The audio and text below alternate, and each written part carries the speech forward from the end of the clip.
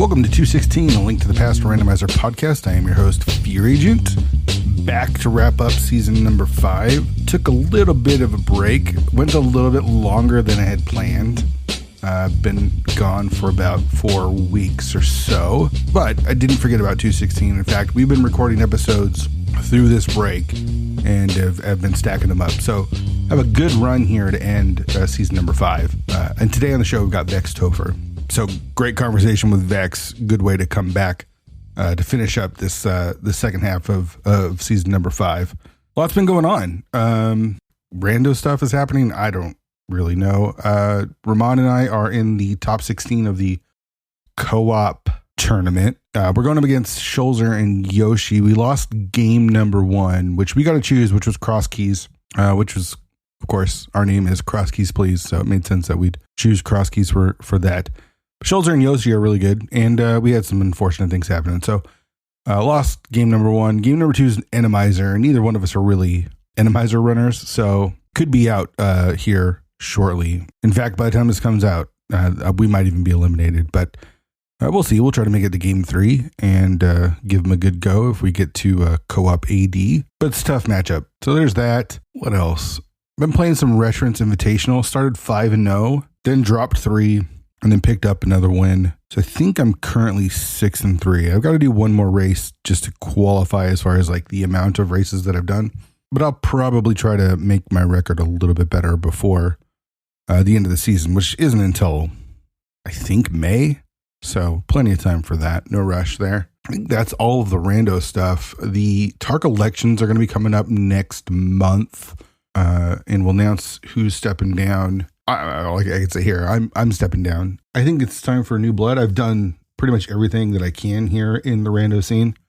Been a part of the first council, been a part of the first TARC, created the league, created the co-op cross keys tournament, a big part of the speed gaming dailies back in 2018, 2019. I've done a lot, and it's time for people with fresher takes and people that are more connected to what's going on. Because there's a lot of changes. A lot of things are happening with, the change to the auto tracker and different tracking and different, there's so many different modes with the Doors branch, which is becoming more and more of the main branch than even the main branch, the VT branch. So I just think we need people that are more connected to all of that. And I feel like I've done my part. So yeah, I'll be stepping back in May. And hopefully someone that is more motivated to be connected and in the know of all of it will be my replacement. Also, a lot of cheating, just so much cheating going on. That's always a bummer, and I always hated dealing with that. So glad to be done with that. Glad to be a part of TARC. But yeah, my rando days are definitely inching away. I'm playing less and less rando, and I'm enjoying the stuff that I do play. I've been enjoying the Retrants. I really enjoyed the co-op tournament with Ramon. I know Survivors of Hyrule's coming up, so that's pretty cool. But yeah, my time in rando is dwindling. So we'll see what the future looks like as far as rando goes. But, Cross Keys tournament, I'm kind of interested in that. We'll see if I'm around for that. Don't think I'll be doing any of the open tournaments or standard tournaments. Anything that doesn't involve entrance, I probably won't join. So that means no main tournament. And then we'll see where I'm at when the league comes around next year. So it's weird to be at peace with where everything is. I'm not really that tilted when I lose, as I have been in the past, unless I'm racing Gamma. That's the only caveat. If I'm racing Gamma, then I get a little bit more tilted. But I lost some races in the Retrants ladder to some really good runners, Mr. Ed, and Specs, and of course Wally, and took them with stride. So I feel like the podcast has helped me grow. A lot of my personal stuff has allowed me to grow as well. So I just don't get as tilted.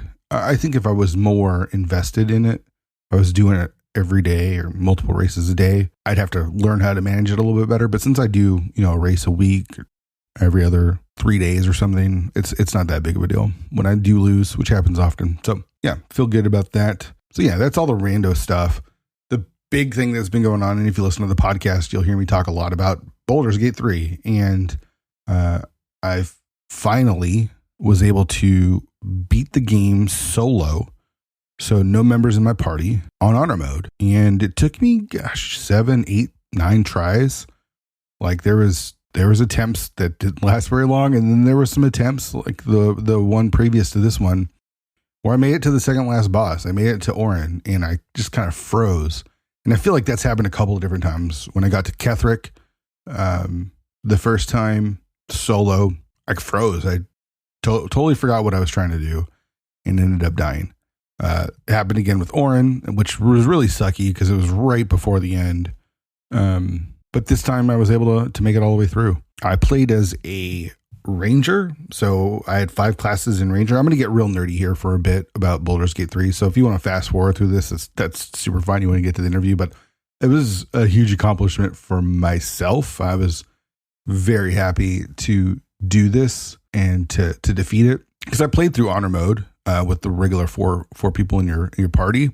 It was pretty tough. And then I did it with 2 people in my party, and that was pretty tough. And then I went solo. And solo, again, took me multiple attempts where I died multiple times and learned a ton. So I was a 5-class ranger, 4 classes in rogue, 1 class in cleric. It was a war cleric, and then 2 classes in fighter, which gives me axe and surge. So I was able to do a lot of damage with the character that I had. She was a drow and a charlatan. So what I do is because I've done the opening so many different times now, is I actually start off as a bard.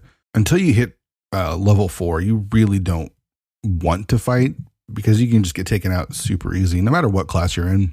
So as a bard, I'm able to BS my way through most of the encounters. And as a drow, you're able to get through a lot of stuff early game as well. So 4 classes of bard, and then at 4 I respec and go 4 classes of ranger, hit my 5th class of ranger, and then do a class of cleric, and then start multi-classing into rogue. Yeah, and it was super fun. So it wasn't just about completing it was trying to complete as much as I could. So I've seen like solo runs where I basically skip the entire first act and head directly into act 2, and that gets you a bunch of experience points early, but you miss out on a ton of quests. And I really wanted to do as many of the quests as I could. So I'm going to talk a little bit of spoilers here. Like I did all of the Thorms. So Ketheric obviously is the main one, but his son, his brother, and his sister, I think, I killed all of them. All of the Githyanki stuff in the Kresh I did. Ethel in Act 1, I beat her and got the Hag's Hair, so you like don't actually defeat her there. That's always a scary one because a hold person can just destroy your entire run. It's not a beholder, but a beholder-like creature. I can't remember what it's called. That's in the Underdark. I killed that. Did Grim in the Grim Forge. Killed Nier. Killed all 3 goblin leaders in Act 1. Revealed the Shadow Druids. Killed them. The Harpies, can be a scary one too. I killed them. Trying to think in Act 1 and Act 2 if there's any other bosses that I'm missing. Confront the Githyanki in Act 1 is always scary, but there's ways around that. I think that's everything, all of the bosses that I can think of in the first 2 acts. And then in Act 3, Answer the Dragon, that's always a scary one, but did that. Cazador the Vampire did that. The Sharn Cloister, I can't remember her name, but did that. Of course, Gortash and Orin. Oh, one of my favorite quests in the entire run of BG3 is you go into the Iron Prison underground and you have 5 turns to try to rescue everyone. It's super fun. I think that the added timer adds a little bit something to the whole combat. And I was able to rescue everybody by myself in 5 turns. That felt like a real huge win. So I was really proud of that one. I'm trying to think, the Steel Watchers, whatever the main big bad Steel Watcher is, I killed that. Yeah, all the stuff, the ball stuff. There's a zombie guy where you got to kill his heart, find his heart and kill it. To kill him, I did that. Did everything with 9 Fingers and the guild. Saved Stone Lord. Oh, Marcus in Act 2, killed him and the spider that has the lantern that you need. I'm trying to come up with everything that I did because it's a lot. And I didn't skimp on any of it. So not only did I defeat the main portions of the game, but I did all of the mini bosses too. So that felt really, really cool. So it's not like I just tried to hit the main things. I did all of the side quests that I could. So yeah, super happy about that. I've done pretty much everything that you can do in Baldur's Gate 3. Love the game. Really sad that Larian Studios is moving on. Excited for whatever they do next. It just won't be Baldur's Gate 4 and there won't be any DLC. So sad about that kind of stuff, but excited for what they do next because they knocked it out with Baldur's Gate 3. And if they're not even tied to the D&D system, I think they could probably even do some cooler things. Like I've been playing a little bit of Divinity Original Sin 2. Doesn't quite work as well. I don't love the system as much as I do in Baldur's Gate using D&D 5e rules. But whatever they come up with next, I think they've learned from it. So we'll see what they come up with next. And super excited about that. But can't recommend Baldur's Gate 3 enough. And yeah, thanks for just listening to me ramble about it because I love it. The last run I did, the solo run, was one of my favorite gaming moments of my entire life. So that was really, really cool. All right. Well, enough of that. Let's get to VeXtopher. I had the pleasure of talking with Vex in SGL. We rode together to the Texas Day Brazil and were able to have some good conversations there and sat together and chatted a bit there. And he was kind of all over the place. And it was my real first interaction with Vex. Dude can talk and I love listening to him talk. So was excited to have him on the show. And we kind of picked things up talking about Texas Day Brazil. We had a good time there. So let's get to it. Here's VeXtopher. You know when we went to, what was that, Texas Day Brazil when we were in SGL? Yeah, steakhouse. Dude, that was one of the most insane experiences I had just from trying to pay experience. Not even like the food. The food was good, right? Like, I enjoy food. The food was fine. But it was something that I've never experienced. Like, it took us, like, how long was it? 45 minutes to check out?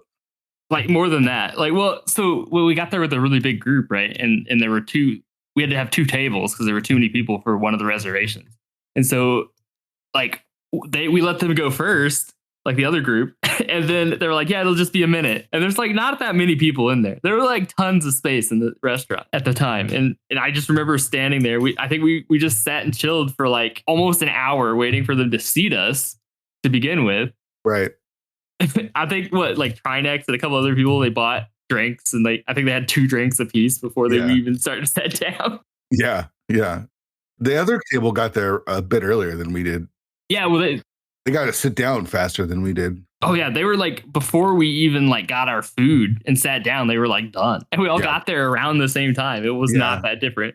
Yeah. No, but yeah, I just remember you sitting beside because we were sitting next to each other, and I just remember you turning around and you're just waving at the guy that was supposed to have our table, and I swear that you guys had this like nice little relationship going on because you kept waving at each other, but nothing ever happened. We just sat there. What was so weird is like he brought one checkout it was a group of 12 of us or something like that. More than that. It was a lot. And so then I was like, I remember taking charge. I'm like, all right, how about we just give him our cards? It's like, hey, this is just split it 11 ways or whatever, however many people. Yeah, nobody cared. I just remember the giant stack of cards and hand it to him. And then he kind of looked at me like super weird. And then he was gone for a really long time. I thought, oh man, it must take him a long time to process the 13, 12, 11 cards he had or whatever, right?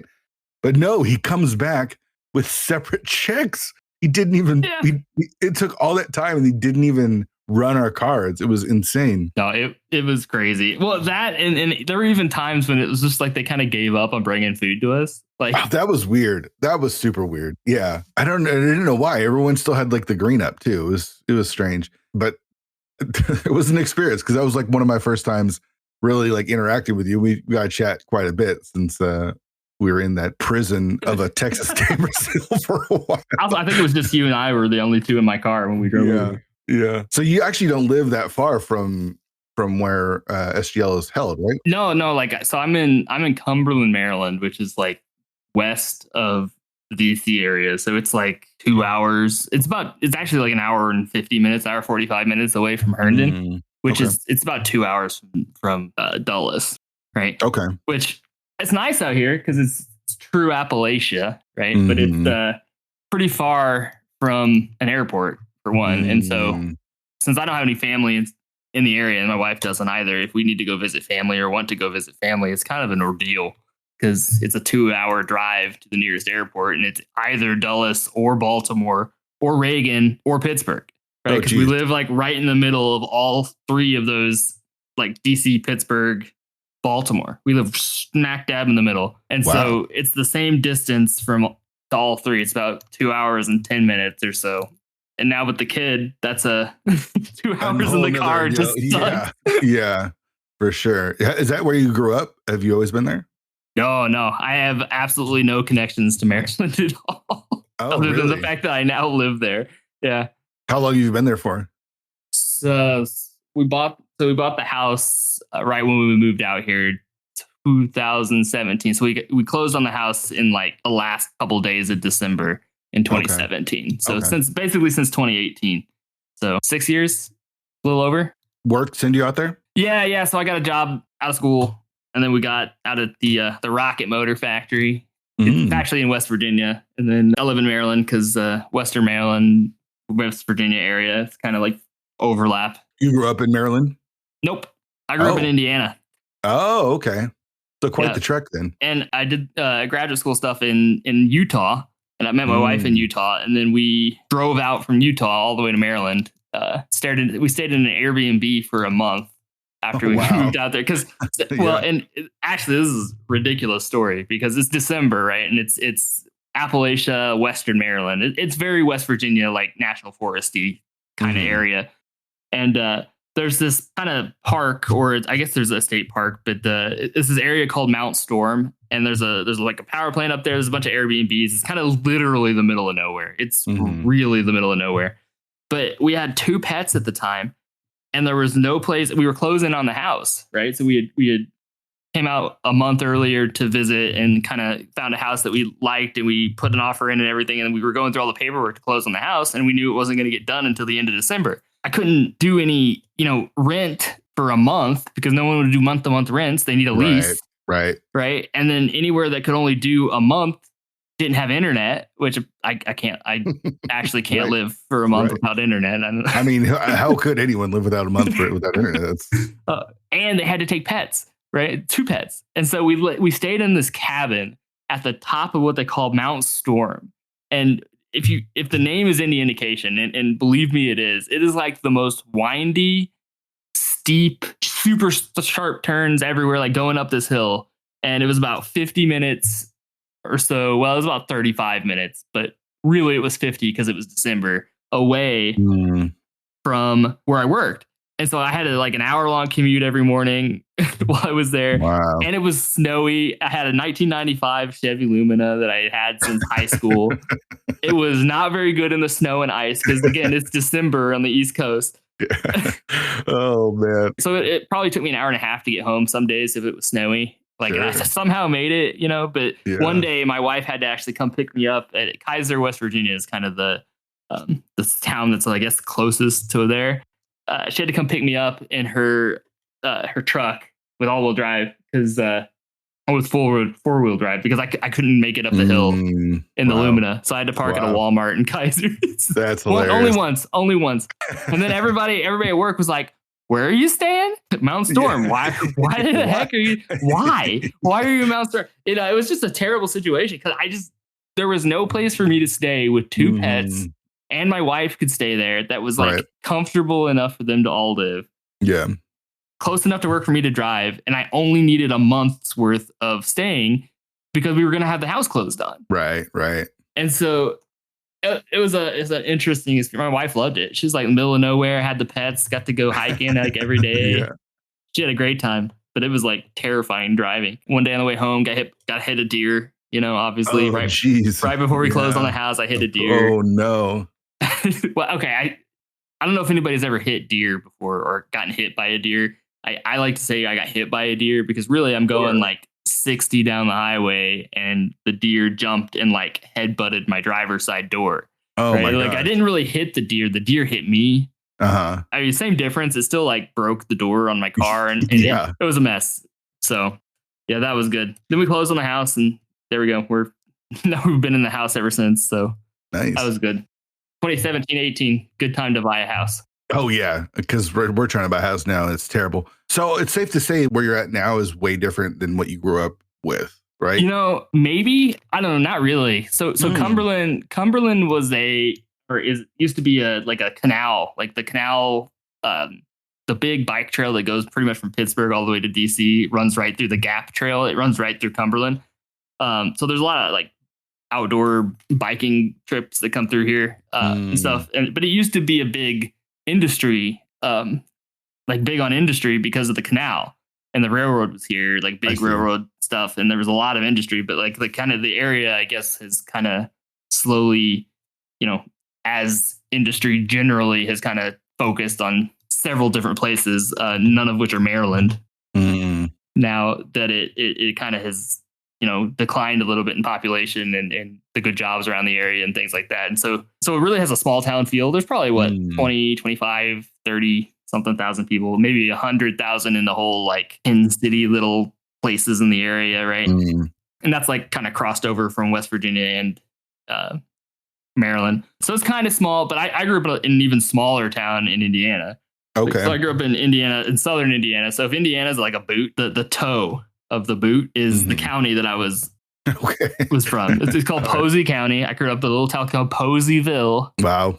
Yeah. So we didn't have a stoplight at all in the town. There was like several stop signs, but just no stoplights, nothing like that. No, it was like 45 minutes to the nearest Walmart. Like it was a small town vibes, right? And so Cumberland is actually bigger than where I grew up, but it still has that kind of small towny rural feel to it. There's a lot more hills here than there were in Indiana. We had cornfields. That's what I was thinking about, the difference between like when you go from Indiana to almost anywhere else. It's like I picture Indiana as being pretty flat. Yeah, we had cornfields. We have hills here. They had cornfields in Indiana back when we were growing up. Cornfields, soybeans, wheat. Actually, Posey County, there's this thing, the railroad went through there as well. And that county and the county next to it, actually, watermelon was like a huge crop. So there were watermelon fields like all over the place, like right next to my house. Like across the street from my house is a big old watermelon field.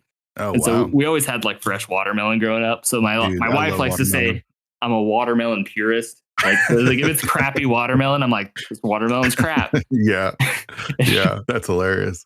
Oh man, free watermelon, or just like not necessarily free, but like, you know, the good stuff.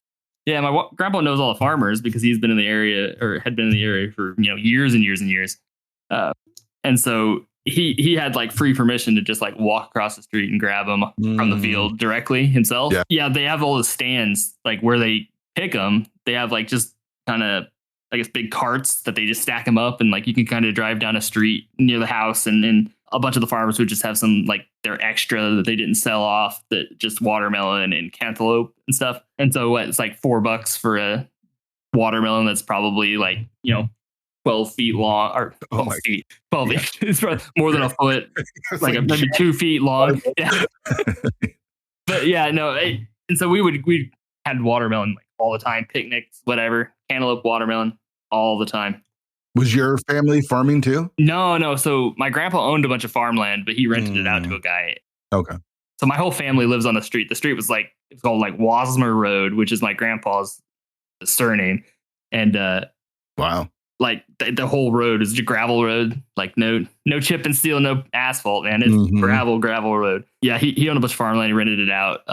But only my family lives on this road. So it's like I have 2 aunts that live there. My grandpa lives there, and then my mom was there on my mom's side of the family. And so it was a very, very close knit, you know, kind of family. Yeah. Everybody kind of stayed in the area. Not very many people had moved away and everything like that. And so it's a little weird for me, I guess, being in Maryland now, which is a good 8.5 hour drive back to where I'm from in Indiana. You're lonely compared to what it was like growing up, right? Like, yeah, no, family all the time, birthday parties and stuff. You'd have like every aunt and uncle would come to every birthday party for every cousin.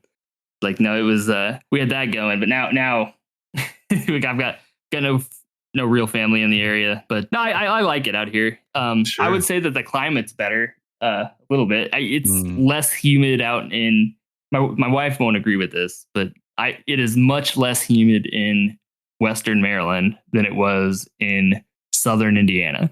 Southern Okay. Indiana was like being in Florida. It was like 100% humidity in the summer, like all the time. It was awful. Like it feels like you're in a blanket when you're just walking around outside. See, I'm from the West Coast, and we don't have it's not humid over here. Like we don't have that humidity.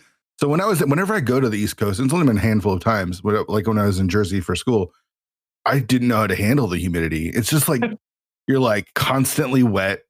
Yeah, it's stifling. Gross. It's just so weird. And so even this last time we were over there, it was November. It was still pretty cold, but it still had that tinge of humidity that it was just like, I don't know. It's just a totally different feeling than. Yeah, I was in Utah for 5 years.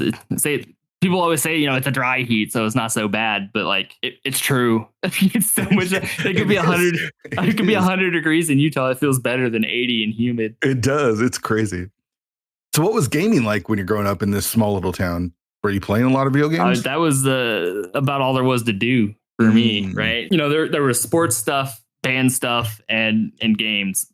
Because or obviously in like going out with the dad, the hikes and all that kind of stuff, the outside stuff. But like when you're inside, TV or games. And so I remember getting a Super Nintendo. I don't even know. I was probably 4 years old or so. That'd be like 92 or something. Well, not 92. It'd be like 94.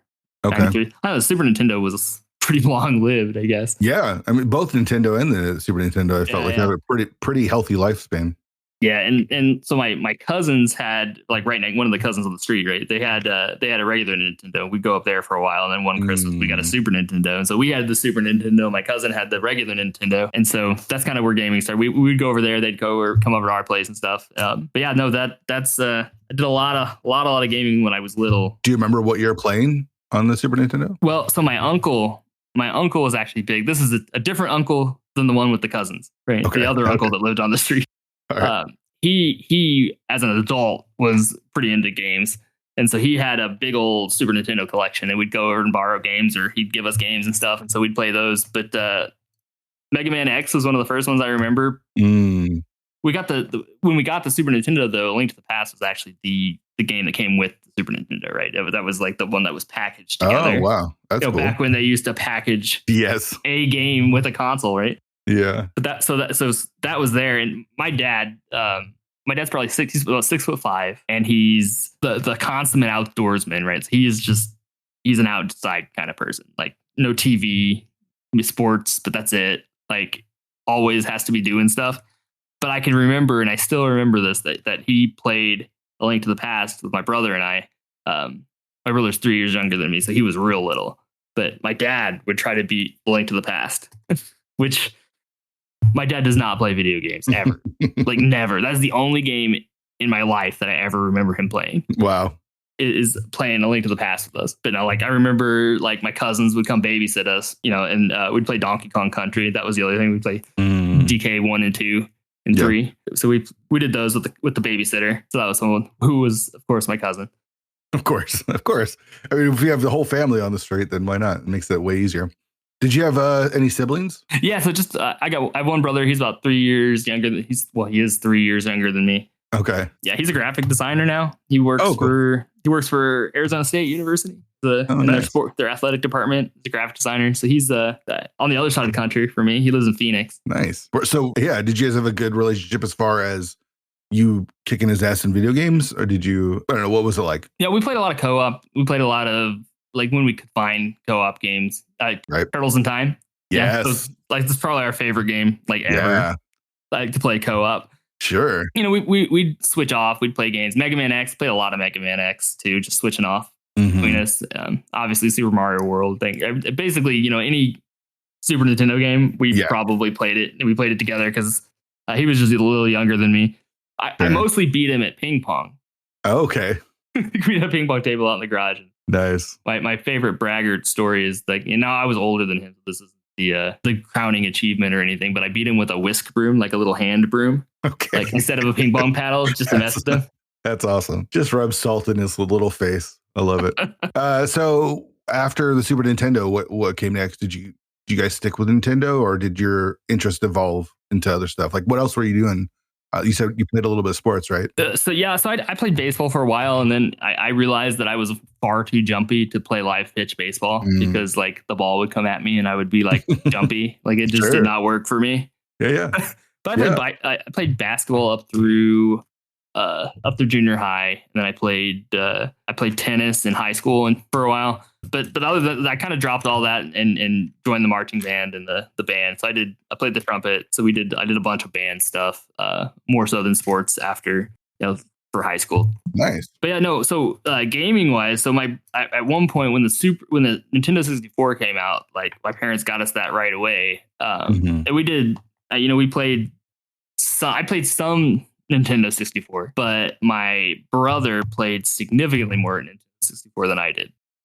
Obviously, I remember many nights with the cousins over playing Smash Brothers though, and I was kind of the jerk that played Donkey Kong, and just like I'd just do the jumping ground slam, like just slam people off the edge. It was bad. I don't know. I was not good. I will never admit that I'm good at the Nintendo 64 version of Super Smash Brothers.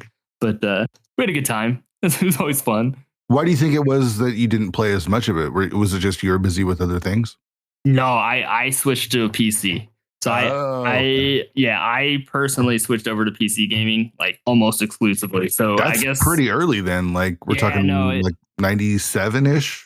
Probably 798, like dial up. Yeah, no, I'd play StarCraft, like the original StarCraft on like pre-Brood War, like just on dial up, right? Wow. Yeah, we're really pushing it. Yeah. Yeah. Your parents were cool with that because you obviously had to use the phone line, like I remember when we first had to use the internet, it's like, Mom, can I use the internet? And like, I guess, but you only have a certain amount of time because we don't have a phone while you're doing that. Yeah, I mean, kind of. Part of it with my family all being like pretty much in the area. It was if they needed something, they'd drive a golf cart down the gravel road and over to the house and say, "Hey, what's up?" Right. Yeah.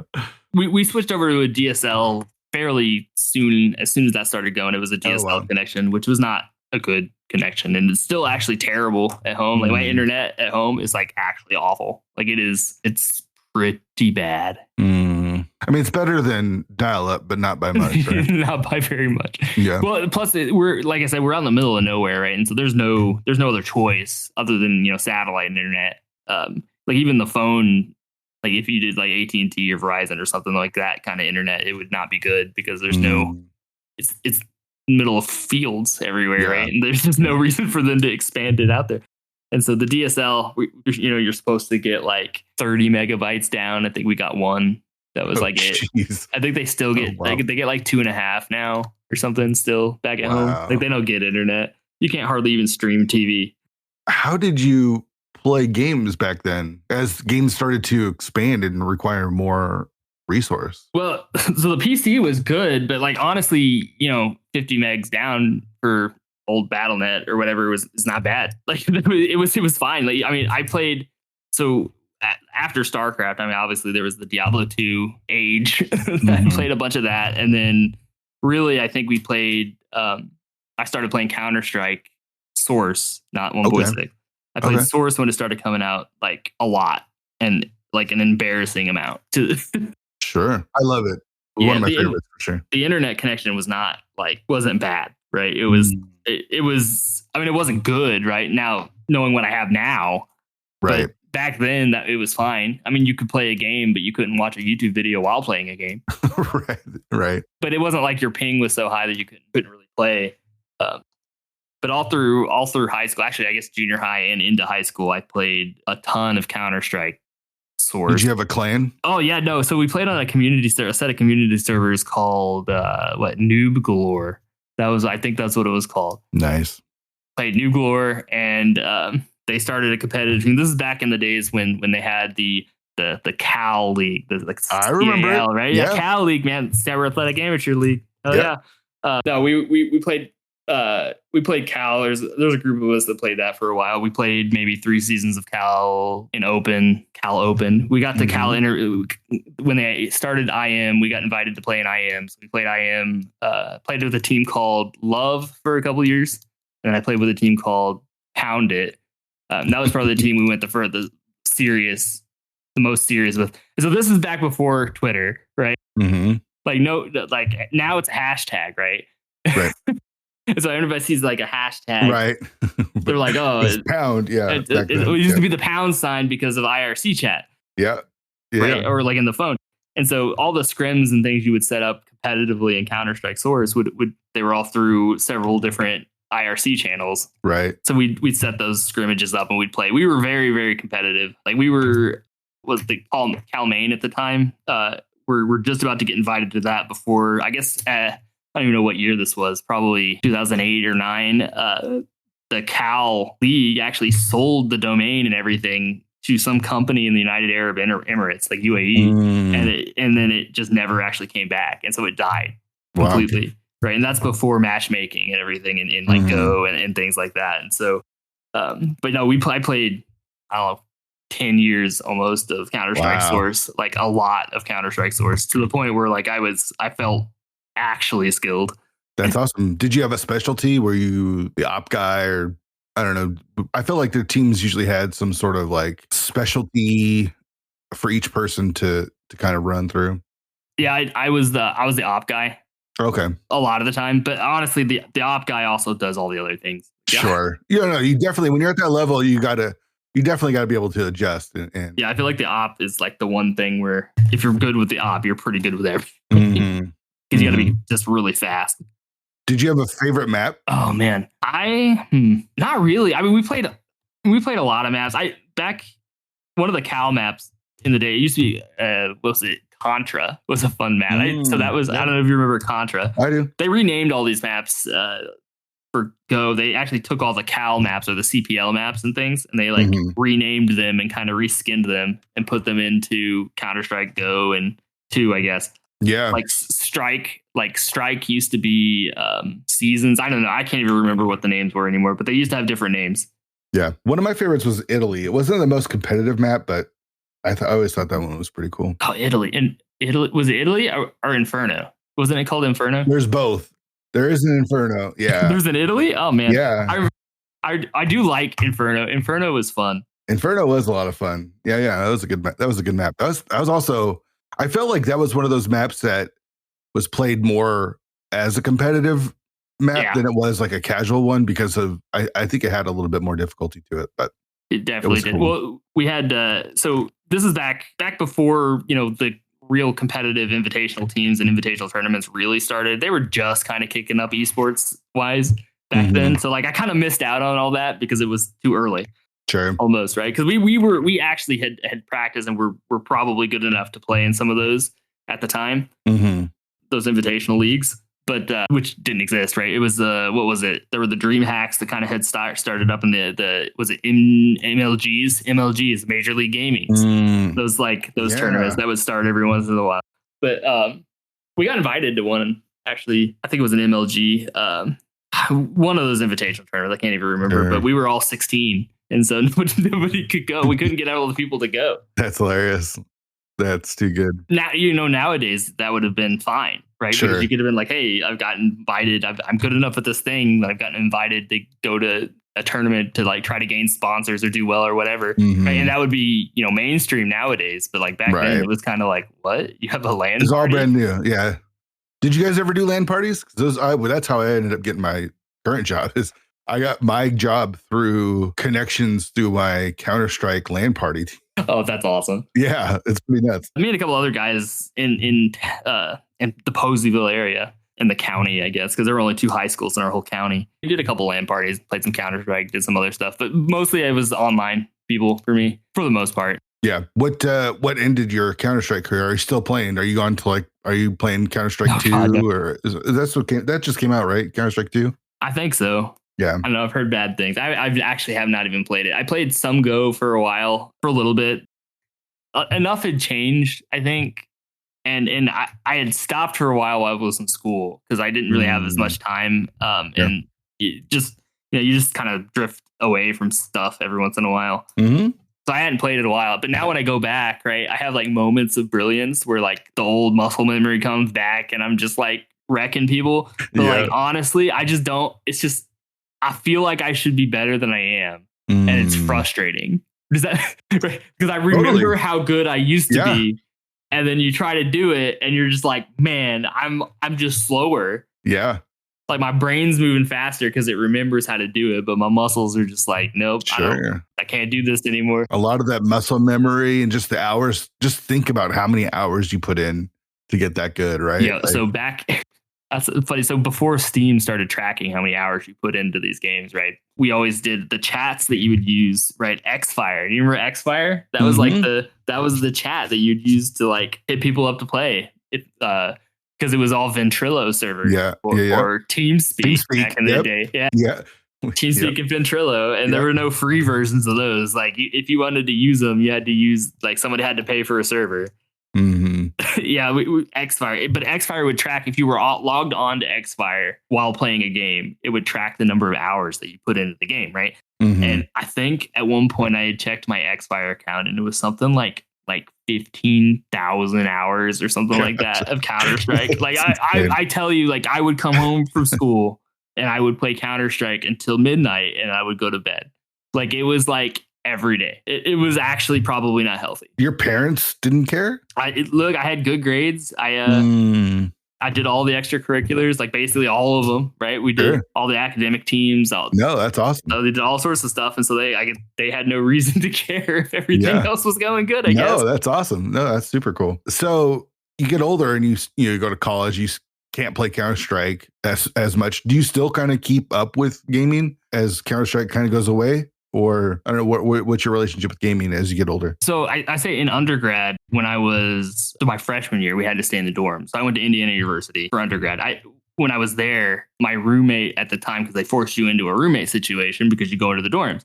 I think my roommate may have had some like personal issues or something, but he like couldn't sleep in the room or be in the room at any point without the TV playing Sports Center on max volume, like an old CRT TV. Like you think I'm joking, but I really am not. Like like middle of the night, it was Sports Center. So it did give me something to talk to my dad about a lot more. Cause like, I swear I knew everything there was to know about the happenings in the sports world. Right. Because it was just constantly playing in the background. Sure. But, I met a girl at one point, and I think I stayed at her dorm for like an entire semester because I just couldn't stand my own. Did you ask him like, yo, what's up, dude? Like a couple of times, but he just never talked. So he ended up dropping out of school, I think, at one point because he just never left the room like at all. Wow. It was, I don't know, it was a weird situation. I kind of just stepped away from it because I just, So that freshman year, I didn't do that. Then I had several friends, right? We got an apartment just right off of campus. And then from there, I got back into gaming. But some of it was World of Warcraft raiding, World of Warcraft, just everything at the time. And then so the real obsessive stuff is what you're drawn to. The stuff that you can't just drop in. You're spending hours and hours doing these things. You know, I was at the time, but I feel like recently that's definitely shifted. But sure. I just don't have hours and hours of time to do it anymore. Right. That's the difference. Is then you were younger and you had time to kill. So let's spend 15,000 hours. Counter-Strike. That's over like 10 years. So it's that's still terrible. That's still a lot of time. Yeah. And that's not nearly as much time as some of the people that played World of Warcraft that I had on my friends list on Xfire. They had hundreds of thousands of hours. And you're just like, dude. Yeah, for sure. That's only tracking what is there when you're logged into the chat program. It doesn't even count stuff when you're not logged in. Right. That's hilarious. So did you get drawn into Twitch and things like that when you get more interested in like World of Warcraft and as that shows up? Or what about speedruns? Did you ever speedrun anything or have any interest in watching speedruns? So I would say that every time GDQ started, I think at one point I was just watching on Twitch stuff, because I would watch people do stuff on Twitch just casually while I was doing other stuff or playing games myself. And I think I saw GDQs and it was just fascinating. So, like the first one. And so like I couldn't stop watching it. And I've kind of just watched a lot of it ever since. And I always thought, hey, it'd be kind of fun to like do that or learn some of that. But I never like pulled the trigger and did any of it. Because I was still playing, I was playing the the StarCraft 2s, and I was playing World of Warcraft still. Right. All sorts of other just games. But I think at one point I pulled the trigger. My cousin was playing this is probably 2019, late 2019, middle of 2019 or so. Was playing the Symphony of the Night randomizer, right? Okay. And so I was like, you know what, screw it. I don't even know that I ever played. We had a PlayStation growing up. I don't think I ever even played Soten. Mm-hmm. But I learned the randomizer for Soten and some of the speedrun strats for that, and played that for a little while. I don't know. I thought it would be fun because obviously all the main tournaments, the speed gaming stuff and everything like that would be displayed on Twitch. And because of the algorithm, it would show me that kind of stuff because all the GDQ that I'd watched on Twitch and the kind of things that I was watching. And, I would just watch the rando races. And I was like, that'd be really fun to do, but I don't know how to set it up and I don't really want to. I was just like, I never pulled the trigger on it. It was hard enough for me to pull the trigger to even start playing the Soten randomizer with my cousin. And I only did it because my cousin was doing it. Mm-hmm. And like at the time, everything that I wanted to learn about how to do, I would just try to find a subreddit for it and see if Reddit could tell me how to do it. Because I don't know, that's what I would do. So in the Link to the Past randomizer, the Link to the Past Reddit is active, but probably not the most active thing. Right. Right. Because most of that's done through Discord now. And so I kind of like went in there, and it just happened to be that day Lumaga had made, or maybe it was Temp, somebody had made the Go Mode Podcast Mentor Tournament posting like on the Reddit. Like they just decided to make a Reddit post about it. And I was like, hey, I've considered, I've never really done anything, but I made a post about how I was like interested, but I had never pretty much pulled the trigger. But I thought that like learning all the tricks and stuff would be kind of something that I would focus on and be able to do. And I think Lumaga responded and said, oh yeah, no, you're just the kind of person that, we like to be in the mentor tournament because we gotta like get people involved in the game.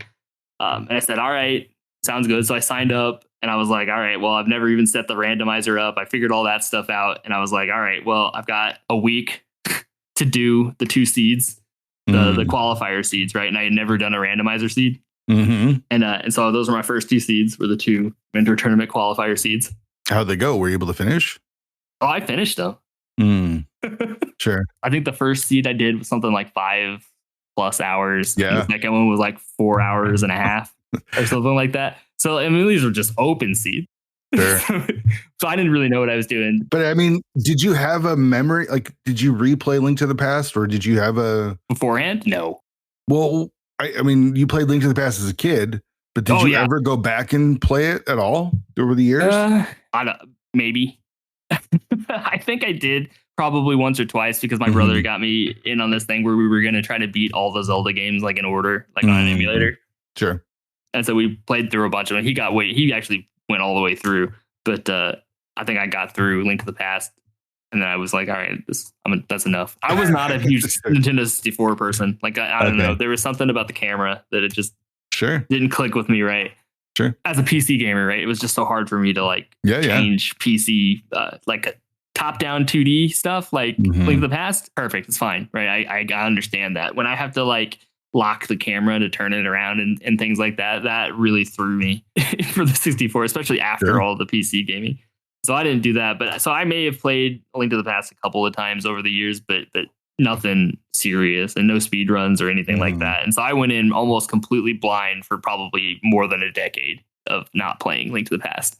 And I played these 2 seeds. Yeah, that first seed, I'm thinking like, how did you have like a map tracker that kind of gives you an idea of where everything was? Because I did play Link to the Past quite a bit, and I remember my first seed, I had like no idea where so many of these like chests were. Well, like I said, I'd been watching rando racing for months. I see. Right. And I would always look and be like, oh, I wonder if there's more because the main tournament had been going on. And I was like, oh, like who's playing now? And I kind of kept track of that year.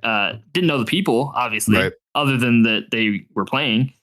But I was, kind of just watched it. And so I had a generalized knowledge of where some stuff was, having just watched and have heard people commentate the races and stuff, which I thought the commentating was like the coolest thing. Like to get into it, like to be excited about it. And so that was my knowledge. It was basically a general knowledge of how to beat the game from back in the day using a game FAQs to do 100%, later, and then watching people play the randomizer. And so it took me a really long time to finish the seeds. I remember doing it. It was like really late at night and I had to go to work the next day, but I was like, I don't think I can stop in the middle of the seed. It's a qualifier seed and I really would like to get in this mentor tournament. And so but no, we finished them. I got much better the second seed. I think the first seed was a current jump seed that year. So so if you current jump, you could finish it in like an hour and 10 minutes. How are you supposed to know that, right? Like, I definitely did not know how to current jump or that it was even an option. Sure. Yeah. What year? So this is like 2019? Was it 2019 or 2020? What class was I in? I don't even remember anymore. Was it during COVID? I think it was during COVID. It's hard for me to remember. I feel like COVID, like I think back of COVID and there's like pre-COVID and post-COVID, but anything that happened in a year before or after, I don't know what it was. Right. It all just blends together. I like lose the time. It's a fog of time for sure. So you joined the mentor tournament then? Yeah, I was ranked when of all the people. So they rank everybody, right? So we rank everybody according to their qualifier times to like seed them originally so they could do the initial Swiss pairings, right? Because I was number 63 of 64 entrants. Okay. All right. Yeah. How was your experience in the mentor tournament? Did you feel like you learned a lot? Did you make friends? I think a little of both. I mean, I definitely learned a lot. But and I'll say this, and I think I've said this before in several Discords, but like the mentor tournament is great and you get out of it what you put in. For sure. Yeah. Right. So there are tons of people willing to help. There are tons of people that'll just do casual pickup races. They'll even mentor you through races and do all sorts of things. But if you're only going to come in and just do the races with a mentor, then you can only get so much out of it. Right. At the time, I was not a father. Right. You had more time. I had much more time. Yep. And so I did tons of races. I did tons of mentor sessions with lots of different people. Mainly practice sessions with Espion was at the time. Awesome. He mentored me through the entirety of the Swiss bracket stages or Swiss stages and everything. And so we played a lot of learning. So you put yourself into the game to get better. You didn't just expect everyone to help you make you better, right? Like you. No, I worked on it trying to get better. Yeah, I was like, I don't like to go half cocked into anything. So I really went in on it and I was like, I'm going to get pretty good at this. Like, it's fun. I enjoy it. It'll prevent me from buying 2 games a week on Steam. Sure. Yeah, for sure. And so I think that mentor tournament, I went from having a 5-hour seed or something like that, a little over 5 hours in the qualifier seeds, to a ton of practice before Swiss started, to losing only 1 game in Swiss. And like through all the tiebreakers and stuff, I ended up coming out of the Swiss stage as the number 2 seed in the entire mentor tournament. That's impressive, dude.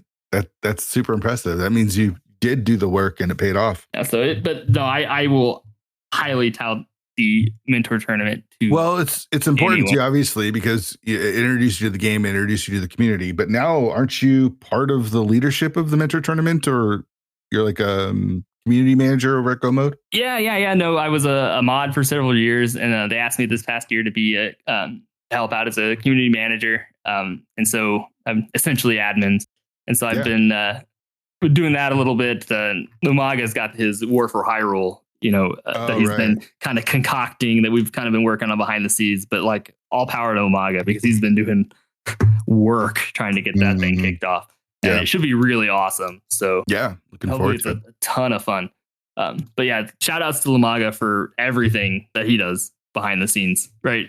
Umaga is great. Yeah. Awesome, dude. It was a pleasure to meet him at SGL too. Yeah, but I'd say as part of the admin team, I guess, or the community managers of Go Mode, it's been fun. I think there's a lot more stuff we want to try to start spinning up going forward to just continue involvement of new players, old players, so on and so forth. But yeah, no, it's been good, and I'm glad I get to be a part of it because it really did bring me into the scene. And I don't think I would know any of the people I pretty much talk to online now without having come and played. Right. People find their group, right? There's so many of us here that there's no way you expect everyone just to be friends, right? There's just too many people. So you find the people that you gravitate towards. Do you feel like you found your community or the people that you gravitate towards early on when you were in the Go Mode podcast, or did it take a while, or how did it work? Well, so I did a lot of side work. when I was in the mentor tournament, right? So I did a lot of, practice sections with mentors and so on and so forth. I ended up over at 40 bunks practicing a lot just because they'd been pretty big and active at doing races all the time. Right. Until the first season of league.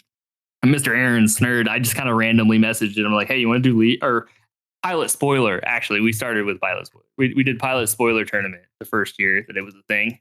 Having not even finished the mentor tournament yet. I think it was still in the Swiss stages when we signed up. I was like, let's do it. Yeah. Piloting. It's a whole other beast, right? Like it's different. I'll tell you what, I really hate running with a pilot. I think really? It's worse. I think it's worse than piloting, although piloting is really stressful, but I cannot.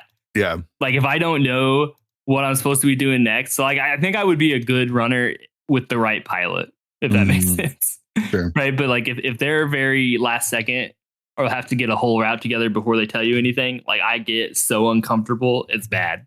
I'm just like, do I open this in Kakari? They're like, hold on, I'm getting something. And then it's just I can't. It makes me really uncomfortable. Sure. I understand it. I couldn't do it at all. I can't be piloted. I'm with you. It's it's just too stressful. So you joined up with Aaron for the league in season 4 as the Rando Babies, you and Norsk Maddie as well. How did that come about? Did that come from you guys teaming up for the pilot? But me and Aaron, yes. And then Maddie, we asked Maddie, just as another fellow mentee. And so Rando Baby season was a real fun season. It ended on a sour note for us though. We ended up in the playoffs the first season in. You guys were in the open, right? Yeah, You're new members of the community. People don't really know you as much. Yep, we started open. We were in a group with JK Law and some other people I couldn't even name them. So we ended up in second seed in that group, right? And so we ended up in the playoffs against JK Law. At the time though, so I feel like we lost the playoff experience that year. Other than Aaron, right? So Aaron was all good at the time, but I think Maddie had a death in the family happen the week we had to play. Oh no, the playoffs, and I had my gallbladder removed the first week of playoffs. Oh jeez. Wow. So if you go back, I don't know if you could find it ever, but there's the cross keys seed that I played against Jesse in the playoffs. I was so high on Oxy because I had just had surgery 3 days previous. Right. And so it was just I was out of it, but we couldn't delay it. And so I had to play it. That would. Oh man. But anyway, and obviously I don't think Maddie was particularly feeling great at the time. And yeah. So I feel like it'd be nice to go back and not have any of that happen. But But no, it was a super fun season. Yeah, I mean, you guys, like you said, making the playoffs in any open or invitational is super tough. So that was awesome. But season 5, you guys got called up to the invitational, right? Yeah. So Maddie left, picked up John, and then we really wanted to be an invitational. We really wanted to be an invitational. And so we joined every single. Well, we all started grinding in MG. We picked up every single tournament that we could join. We joined, and we just went really hard on playing, really, really hard to the point where it probably burnt us out. To be honest, we played so much. I think that was the year that I ended up making brackets of main tournament, which that's a whole story. But let's hear it. What was just the bracket. The bracket wasn't so bad. I think. So getting in, I think that year I actually ended up, they put me in as the shovel thing in the credits of the reveal stream, right? Because you were allowed at that time to do extra seeds, right? For the qualifiers, to raise your stake, but they'd always count. So I think I ended up doing 2 extra seeds, but I was way down the list and I did really well in the 3 extra seeds or something that I did. They ended up, my name was the one they dug out of the grave. Nice. Which I heard was a joke. Because I was definitely not in and went to being in That's awesome. Very quick. But I remember groups of that main tournament. I think we had a final game that was me versus Sean Rhapsody at the time, and that it was basically playing whoever one was in because of tiebreakers, to brackets, and it was a hover seat. And I had never hovered other than like on my own time, just just randomly in practice seeds and stuff, right? Like just practicing practice seeds and stuff. Like I never thought I would do it. And I think I told John, like John's a pretty good hoverer, right? And he's very good hover. But I said, you know what? If it comes to it and it's a hover seed, I will just play for a hover seed. I said, screw it, we're gonna go. And so I played it as a hover seed. I was like, oh god, it actually is a hover seed. So I get to the top of GT in this seed, and I'm like sweating like crazy, right? And like I can hover the Moldorm 2 gap, and I had been doing it for a while, like in practice, but it's a whole different thing when you're nervous. Like it's significantly different, right? And this is like a play-in for main tournament, and we're trying to push really hard to get into invitational to like show that we're, good enough. Mm-hmm. And it took me 7.5 minutes to hover the Moldorm 2 gap. Oh jeez. And that was great. I think Kaysden and Leoria were actually calming that race. And you won it? Did you win? Yeah. No, I won. Oh wow. Yeah. Wow. My hookshot was in like locked in pendant mire somewhere. Yeah. With like an ice palace that you never had to even go to. Yeah. Like it was a really gross hook shot. Yeah. But no, I finally made it. That's awesome. But love the perseverance. That's hilarious. Oh, I mean, at that point you have to. You have no other choice, right? You're like, I'm gonna live and die on this hill, right? Yeah, totally. But I'll tell you what, though, I can hover in a race now with like almost no issues. I was like, you do it that nervous once, you can just be done. Yeah, for sure. How was your experience going into the Invitational then, and for season 5? Oh, so I think the beginning of the season was really good. The way that it like panned out by the end of the season, so like in October. So my son was born in August, and so that it became less, but both less a priority for me, but also I just didn't have the time to like, and I was like constantly tired and stressed. It was just the end of that season was kind of. And you guys had kind of burnt yourself out, right? Like just with as much gaming as you did. Yeah, we kind of burnt ourselves out, and that was bad. I think at that time too, like John's work schedule has shifted to a different shift, and with me having the baby, I was hardly playing. Aaron was going through some stuff with school, and so like it was just the end of that season. We just like kind of didn't have stuff going on. Like we there was no playing happening. Yeah. And then so that kind of ended, but that was, I mean, we had a good time. We were glad we made it, but again, you're right. We really did burn ourselves out. It happened. Like the game is like addictive, right? And you want to get better, and you see the progression as you play it more and more. And it's like, grind. And then you grind yourself until there's nothing left. And then you have to pick up the pieces and figure out like, all right, where's a healthy place for me to enjoy this game and not, constantly be stressing out and burning myself out. And then when you have a baby, you have even less of a choice because you have no time, for sure. Yeah. I mean, I like to say with the baby, it's like you get to pick between like leisure time and sleep. Right. And depending on the kind of person you are, I usually choose leisure time late at night instead of sleep. But then eventually that kind of backfires on you. Yeah, it totally catches up for sure. So season 6 comes, Rando Kids go. You guys started out as Rando Babies, then became Rando Toddlers, and now Rando Kids for season 6. Not the season you guys were probably hoping for. Yeah, honestly, we hardly played at all. Like it was like I didn't have any time still, like at all. And even when I did have time, it was when John was asleep because his work schedule. And Aaron was not playing much at the time too, from some personal stuff. And so we just never got to play. Like honestly, so the last week, granted, me and Aaron had a great time playing co-op in the Randomizer week at the end against Potato Pouch, right? Yep. And so obviously very good team, which they were actually reasonably close races, which is kind of funny because Aaron and I hadn't played a single game of co-op together the entire year. Wow. Like it had been more than a year, right? So it was just our times stopped matching up to the point where we just never were online at the same time. And it takes a little bit of the fun. I think the point of League is to play with people. Yeah, for sure. And so like, obviously we're all still friends and like to play together. We just don't actually ever meet up at the same time anymore. Like our play times no longer matched up. Yeah. So it took a lot of the fun out of it for me because I wasn't able to play with anybody. And so that kind of that's kind of how the season went. I didn't have a really good time for the most part this season.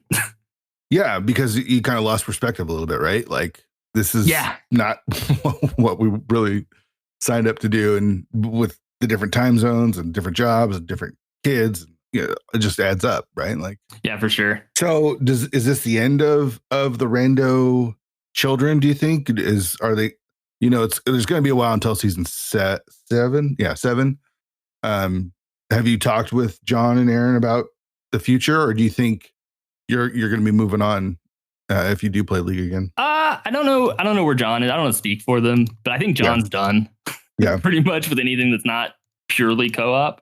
Mm-hmm. Just because I think he just doesn't like the one-on-one aspect at all. Mm-hmm. I don't know where Aaron's going to be then, and obviously I'd like to play again. Yeah. But preferably with people that have a similar skill level and similar like time overlap, right? Yeah. So that we can actually play. And because I think the part of being in the 40 bunks thing whenever League was going on, where we were doing pickup races every night, every other night or whatever, it was just that there were like 7 people playing a race, or like 5 or 6 people playing a race just to play together, and I just didn't have any of that because I was just kind of lost. Sure. Yeah. And the nice thing about having kids is they do get older, and it makes time a little bit easier. They're not up at craziest times as they get older usually. But yeah, that's true. He's been now about 10 o'clock or so, he'll go to bed, and then I'll have a couple hours. And so that's enough time. Yeah. Play a seed or play some stuff. So sure. Now you have to explain to me this. The rando babies, rando kids, rando toddlers have player icons. Every team has player icons, but I don't know if a team has a better set of player icons than your team does. Explain, if anybody goes to the League website and clicks on the team, you can see the 3 icons. What happened? Where does this come from? It's all 3 of you shirtless holding an animal. So it's the most mundane story ever. Right? Okay. So one day at my house, I was just hanging. It was the summer. It was warm. I just didn't have my shirt on. I had like pajama pants on. I was hanging out. I grabbed my cat. That cat loves me. His name's Henry. He's awesome. He's looks like a Siamese cat, but he's really just a mostly Siamese cat. And so I just held him over my shoulder, and he like looked, and my wife was coming out of the bathroom and just randomly took a picture of us. And I had that face on with the stupid facial hair. It's the stash. It's the hair. It's the shirtless. It's the cats looking at the cat. It's just too good, man. Like it's hilarious. It became like a meme for us. And so my wife thought it was the funniest thing ever, which it really is. It really is. It's an excellent picture. Yes. And so she took it. She printed it off. And we used to do, this is pre-COVID, so we used to do a Thursday night bar thing with a bunch of the chemists in our group. And we went and every Thursday and had drinks and wings. She printed off and framed like 9 copies of this photo and just gave it to random people at this bar that were there every week. And so that picture is still hanging behind the bar because the waitress and the owner thought it was the most hilarious thing. So like it's hanging behind the bar. So they thought it was. I made it my Discord picture at one point because it's just, why not? Yeah, right. Totally. And so that was my icon like the previous year, and then this year I think we got together last year, not this past year, but the year before. So 2022 SGL and met up and decided it would be awesome if we all had the same pose and thought. That's great. But Aaron didn't have an animal, so he has a stuffed one. Yeah. But so that's where the pictures came from. So we were all watching the reveal stream. We were just ready for the reactions because it was so funny. It is good. It is really good. Speaking of SGL, tell me about your experience. You won 2 of them, right?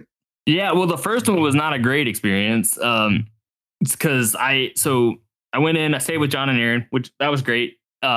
But I only got to stay for like 2 days. I only played like 1 game, or I think I played 2 games, and I never got to play Lumaga or anything. He was in my group of the year because my wife had called me and my son was in the hospital for something. And so I had to rush home to the hospital. And so that was, I didn't even get to stay for that one. Right. I just kind of showed up. This past year, I had a really good time. It was fun. Me and Drossi roomed together. So that was fun. Got to meet you. That was great. We had a nice Baldur's Gate conversation in the car. That was yeah, man. I could talk Baldur's Gate all day long, man. Yeah, but no, I had a good time.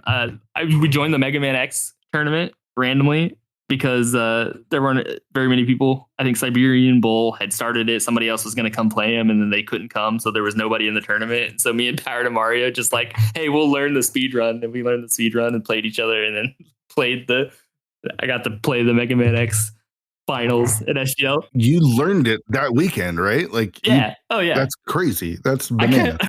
I kept up with him too. I kept up with Bull until like Sigma 2. It was crazy. I was ahead for a while, apparently. That's hilarious. It was good stuff. I got a little trophy because I was second place, even though there were only 3 of us. It's in my desk. That's awesome. That's super awesome. If you go to the Discord, the SGL Discord, I think there's a picture of you, Bull, and PTM posing with the trophies. Yeah, Mario was great. Mario did not learn the game as fast as I did. You had experience with that game other than the randomizer, right? Like you were at least a little familiar with it? Well, I was familiar with the game because I played it. That one I think I've actually picked up several times over the years because I don't know. That game's great. Sure. It is a lot more fun on hardware too than it was on an emulator. That specifically Mega Man. Yeah. So do you plan on attending future SGLs, especially since it's so close for you?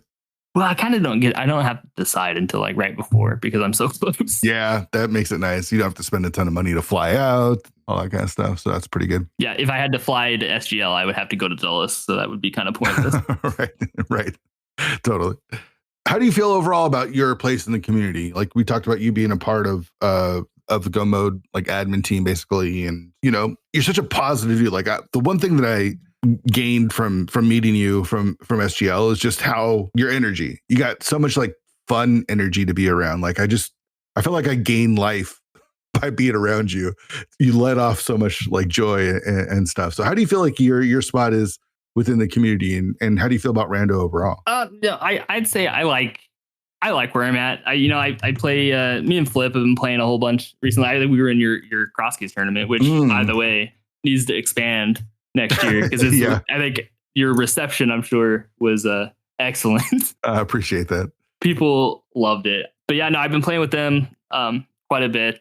You know, doing the Go Mode thing, trying to help run some of that. No, I feel good. Rando in general, I definitely don't feel like I'm as good as I was when I was really, really grinding. But I think it's almost like riding a bike where you have a level that you can get to if you start to grind, and then you kind of like regress a little bit, but you only regress to a certain point, which you probably feel the same way, not playing nearly as much as you were. Yeah. Oh, for sure. Yeah. But I think I stopped. My perspective, I think, switched when I had the kid. Like there's a fundamental change. People say this like when you have kids, that there's like a change in what's important, or like everything changes after. Yeah. You laugh about it because you're like, nah, sure. Right. And then it happens, and then all of a sudden, like nothing matters.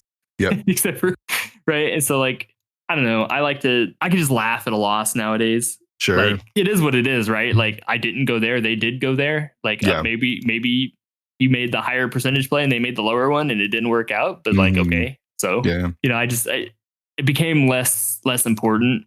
And I just accept the fact that it's randomized. Yeah, totally.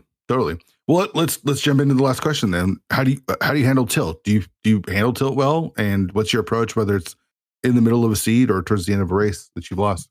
I mean, unless it's Ambrosia. Ambrosia tilts me by the fact that it is Ambrosia. Do people still play Ambrosia? I feel like it's kind of a dead format. I hope not. Yeah. Yeah. I think generally during a seed, like I'll get disgruntled and I'll just kind of go through the motions. Like if I know I've lost, like there's certain times when you're just like, there's pretty much no way I'm winning the seed because I have done something extraordinarily dumb, or you skip something that you shouldn't skip. Because you're like, oh, I'm going to make a play. You go back to it and it's boots or something. And you're like, all right, sure. But so I'll get a little maybe down on myself while I'm playing. But I never get to the point where I'm just like suddenly making mistakes everywhere. Like I don't like to really, really tilt. Because I would say that. So even in the main tournament against Andy, when I like completely like misread a bunch of logic and 2 seeds in a row, basically with huge leads and blew them. Right. Like I don't. Even then, I didn't really get tilted, and I kind of looked at it like, "Oops." Yeah. But I mean, you kind of hit it on the head. I like to be generally very positive person. Like I just like to like kind of look at the best. Like I have fun playing the game, and so regardless of what really happens, like I have a good time. I kind of gravitate recently, especially towards kind of modes where it's a lot longer, and so a single decision can kind of cost you a whole bunch of time. So like when you do lose, it's like, oh, it's gonna happen. Like you can't win them all. Like I played a bunch of doors. Me and Flip had been doing a bunch of door seeds and things like that, and so I kind of like the more complex modes in general. There's something fun to me about them. I enjoy them more than just like a simple open seed anymore. And so that's kind of where I'm at with the game. It's like I'll still join all the tournaments and I'll still do my best. And I say all the tournaments, I'll join many of the tournaments, but scheduling for me also starts to be a little bit harder with the kid. Sure. I don't like to burden my wife with doing stuff when the baby's not sleeping. Right. Like I like to help out since kind of we've got him all the time. And so that becomes a little bit of an issue. But ultimately, I just enjoy playing the game. So I do. Yeah. See, this is what I really enjoy about you. And the times that we've played, we had a couple different times where we've met up in the league and stuff. And I don't know, I feel like your approach is just so healthy where it's like, sure, you get pissed that you lose or you're upset that you lose, but you don't ever take it out on people. And you just bring joy no matter what the situation is. And I'm super drawn to people like that. So it's been a pleasure chatting, man. Yeah, man. No, thanks for having me on. It's been fun. Huge shout outs to Vex for coming on the show. Really, really appreciated him coming and chatting and, sitting on this episode. We did this a few weeks ago. So it's been a while since we chatted, but I had a blast talking to him and just think he's an awesome dude. Really loved hearing his story. And as I mentioned, just love listening to the guy chat. Like the guy can talk and he's a good talker and has a lot to say. And I really just enjoy who he is and all he has to say. So awesome member of the community and doing good things over at Go Mode as well. So make sure you give VeXtopher a follow over on Twitch. We got links to that in the show notes. Next week, we'll be back. I believe we've got Shady Force coming up next. And Shady was someone I was trying to get on the show a couple of seasons ago, but had a kid and just didn't have time. So now the kid's a little bit older and has a little bit more time, was able to sit down with me. And man, just one of my favorite people in the community in general is Shady. So excited for you to hear that one coming up next week. And then we've got a bunch more already recorded and ready to go down on the pipeline.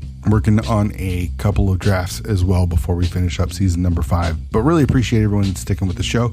If you want more of it, come to the Discord. 216pod.com has the links to the Discord. Lots of sports talk going on over there, especially with baseball and hockey. Hockey's about to start the playoffs, I think, pretty soon. We kicked off the baseball season. The Mariners are terrible, but still enjoy watching them. Basketball is going on. We just had the men's and women's NCAA Final Four. That was a lot of fun to watch, and it was cool to have people participate in the tournament bracket. So yeah, lots going on over the 216 Discord. Really appreciate everyone listening, and excited about the last half of season number 5. So stick with it. We got some excellent guests, and excited about this season. So that's going to do it. Really appreciate everyone hanging out, and we'll see you next week for Shady Force. Thanks for listening. See ya.